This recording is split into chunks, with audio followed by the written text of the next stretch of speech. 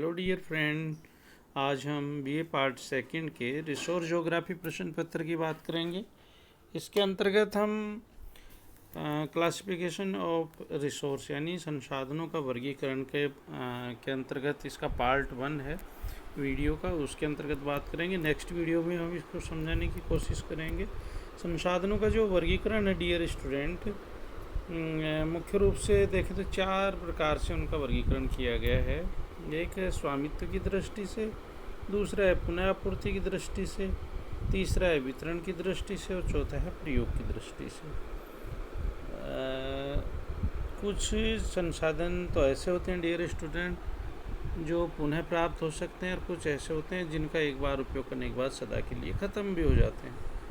तो नव्यकरण और अनव्यकरण भी संसाधनों का एक वर्गीकरण है। तो यहाँ पर हम मुख्य रूप से जो 4 प्रकार का वर्गीकरण उसको समझा रहे हैं। स्वामित्व की दृष्टि से देखें तो डियर स्टूडेंट, एक होता है व्यक्तिगत संसाधन।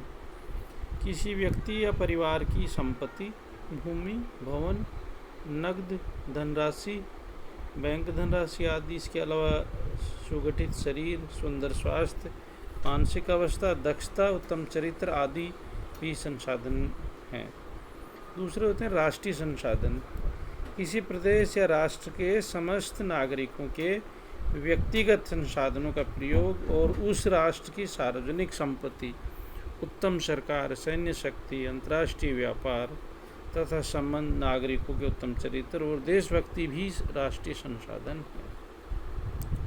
तीसरा है विश्व संसाधन, यानी एक तो व्यक्तिगत हो गए, दूसरा राष्ट्रीय हो गया, और तीसरा हो गया इंटरनेशनल रिसोर्स।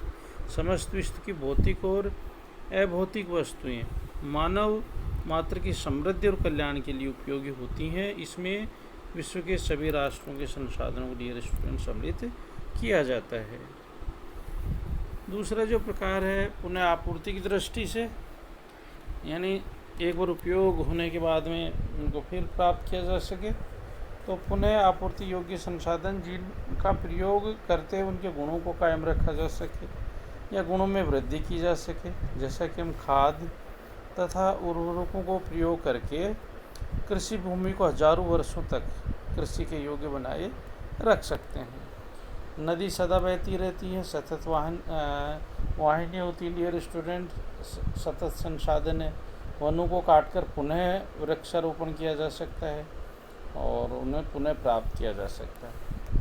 दूसरा है पुनः आपूर्ति वाले संसाधन, वे खनिज पदार्थ जो एक बार प्रयोग किए जाने पर समाप्त हो जाते हैं, जैसे कोयला, पेट्रोल आदि ऐसे खनिज ईंधन।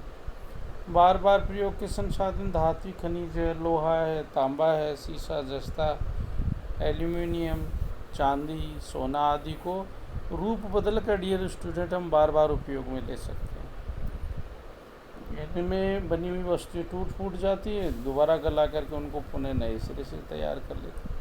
एक है सनातन प्राकृतिक संसाधन, सूर्य शक्ति है, महासागर हैं और विस्तृत भूभाग की जलवायु। ये ऐसे प्राकृतिक संसाधन हैं जिनको मनुष्य प्रयोग तो कर लेता है परंतु उनको विनिष्ट नहीं कर सकता। नदियाँ भी सनातन प्राकृतिक संसाधन है, परंतु मानव इनको कारखानों, नगरों आदि के कूड़े करकट से गंदा डियर स्टूडेंट करता रहता है। तीसरा देखिए वितरण की दृष्टि से डियर स्टूडेंट, एक तो होते हैं सर्वसुलभ संसाधन, एक होते हैं सामान्य सुलभ संसाधन, एक होते हैं विरल संसाधन और एक होते हैं एकल संसाधन। तो यहाँ पे ये जो क्लासिफिकेशन था वितरण का वो था जिमरमैन के अकॉर्डिंग, जिसमें सर्वसुलभ जो संसाधन उनमें वायुमंडल में नाइट्रोजन है, ऑक्सीजन है आदि हैं।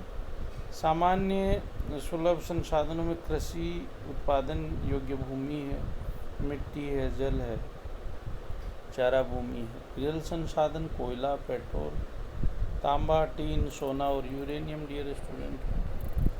उसके बाद में हम देखते हैं तो एकल संसाधन जो विश्व के केवल 1-2 स्थानों पे मिलते हैं। क्रोएलाइट जो कि प्राकृतिक रूप से ग्रीनलैंड में डियर स्टूडेंट पाया जाता है। प्रयोग की दृष्टि से देखें तो अनयूजेबल रिसोर्स हैं और यूजेबल रिसोर्स हैं, यानी अप्रयुक्त संसाधन और अप्रयोजनीय संसाधन। किसी क्षेत्र में स्थित कोई संसाधन जब तक प्रयोग नहीं किया जाता तब तक वह अप्रयुक्त संसाधन होता है। फॉर एग्जाम्पल, उत्तरी अमेरिका में जब पश्चिमी यूरोपियन देशों के लोग जाकर बसे थे तो उससे पूर्व हजारों वर्षों तक संयुक्त राज्य अमेरिका के कोयला भंडार अप्रयुक्त रहे थे, क्योंकि उत्तरी अमेरिका के आदिवासियों को उस कोयले की स्थिति और प्रयोग का कोई ज्ञान नहीं था। यूरोप से जाकर जब लोगों ने उसका प्रयोग आरंभ किया तब वो कोयला एक संसाधन के रूप में बना। अप्रयोजनीय संसाधन, यदि कोई संसाधन वर्तमान तकनीकी के अनुसार भविष्य में प्रयोग नहीं किया जा सकता तो वह अप्रयोजनीय संसाधन कहलाता है। फॉर एग्जाम्पल, जो खाने इतनी ज़्यादा गहराई तक खोदी जा चुकी हैं कि अब वर्तमान तकनीकी द्वारा उनके खनिज प्राप्त नहीं हो सकते, तो वे अति गहरी खाने अप्रयोजनीय संसाधनों के रूप में मानी जाती हैं।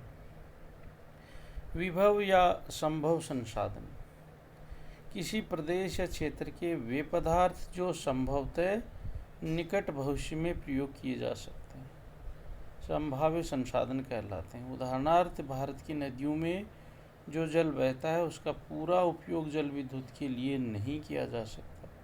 बहुत से क्षेत्रों में तो जल विद्युत उत्पादन की क्षमता के केवल 2% या 3% भाग को ही प्रयोग किया जाता है, परंतु नए नए निर्माण उद्योगों की स्थापना और संचार साधनों के विकास के साथ साथ बिजली की मांग बढ़ती जा रही है, तब बहुत से क्षेत्रों में नदियों पर बांध बनाकर जल विद्युत उत्पादन की आवश्यकता बढ़ती जा रही है और इस प्रकार भारतीय जल शक्ति का बहुत सा भाग अब संभाव्य बन गया है, जिसका निकट भविष्य में डियर स्टूडेंट प्रयोग किया जा सकता है। चौथा है अज्ञात या गुप्त संसाधन। ऐसे बहुत से पदार्थ जिनका पूरा उपयोग मनुष्य को मालूम नहीं।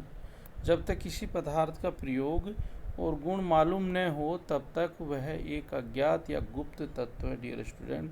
फॉर एग्जाम्पल कि रबड़ का वृक्ष अमेजन बेसिन के नागरिकों को सैकड़ों वर्षों से मालूम था, परंतु उसका प्रयोग जब तक मालूम न हुआ तब तक वह यूरोपियन देशों के लिए एक अज्ञात संसाधन था। तकनीकी के विकसित होने पर रबड़ के रस को गर्म करके गंधक के साथ मिलाकर वल्कनित करने की प्रक्रिया मालूम हुई, तब मोटर गाड़ियों का निर्माण प्रारंभ हुआ और वायु भरे जाने वाले ट्यूब टायर आदि बनाने की क्रियाएं शुरू हुई। तब रबड़ की मांग एकदम बढ़ गई और उस समय रबड़ एक मूल्यवान संसाधन डियर स्टूडेंट बन गया। दूसरा एग्जाम्पल ले तो पेट्रोलियम 18वीं शताब्दी तक एक अज्ञात संसाधन था। जब अंतर्दहन इंजनों का आविष्कार होने के कारण लोगों को मालूम हुआ कि पेट्रोल का प्रयोग ईंधन की तरह किया जा सकता है और तेल शोधन की प्रक्रिया की खोज हो गई, तो भूविज्ञान का इतना अधिक विकास हो गया कि पेट्रोल के भंडारों का पता लगाया गया, तब पेट्रोलियम डियर स्टूडेंट एक संसाधन बन पाया। तीसरा एग्जाम्पल देखें डियर स्टूडेंट, आदिम काल में मानव अपने औजारों जैसे छुरी कुल्हाड़ी आदि को बनाने के लिए पत्थरों का प्रयोग करते थे। वे धातुओं के औजार उस समय तक नहीं बना सके जब तक कि उन्होंने कच्ची वस्तुओं को साधारण चट्टानों से अलग पहचानने सीख लिया हो तथा कच्ची धातुओं को गलाकर उनसे तांबा लोहा आदि निकालने की तकनीकी ने खोज ली हो। चौथा डियर स्टूडेंट देखें तो यूरेनियम का कोई मूल्य तब तक नहीं था जब तक कि परमाणु को विखंडित नहीं किया जा सका और परमाणविक शक्ति का उपयोग क्रियान्वित रूप से संभव हो सका। अतः द्वितीय विश्व युद्ध के पूर्व तक तो यूरेनियम एक अज्ञात या गुप्त पदार्थ मात्र ही डियर स्टूडेंट रहा है। इस प्रकार से डियर स्टूडेंट ये संसाधनों का क्लासिफिकेशन था और प्रथम जो ये पार्ट है इसमें हमने इसके क्लासिफिकेशन को समझाने की कोशिश की है। उपयोग की दृष्टि से है, स्वामित्व की दृष्टि से है ना, ज्ञात है या अज्ञात संसाधन उनकी दृष्टि से अपन ने देखा है। इसको बारंबार जो प्रयोग किए जा सकते हैं संसाधन उनके बारे में चर्चा की। जो एक बार उपयोग करने के बाद में ख़त्म हो जाते हैं डियर स्टूडेंट उनकी चर्चा की। तो इस प्रकार हम देखते हैं कि ये संसाधनों का एक सामान्य सा वर्गीकरण प्रस्तुत किया गया है।